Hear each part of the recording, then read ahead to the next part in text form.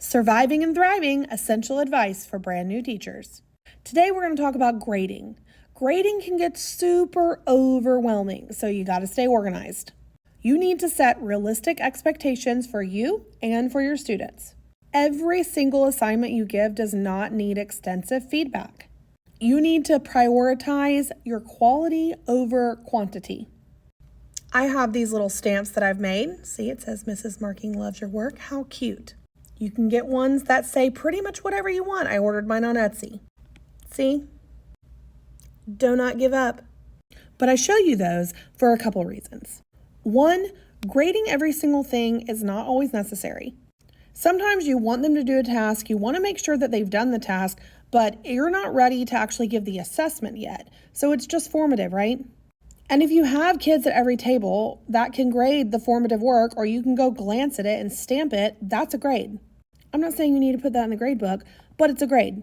You now know that that kid can do X, Y, Z. Also, use rubrics and use checklists.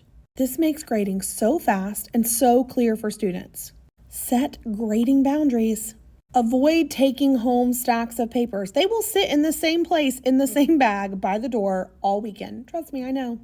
Learn to batch grade and use class time for other important things like peer reviews or self-assessments. I literally give my kids the state rubric for writing and they grade their own and they're very honest. Now, once in a while I have to look at them and go, you really think that's perfect?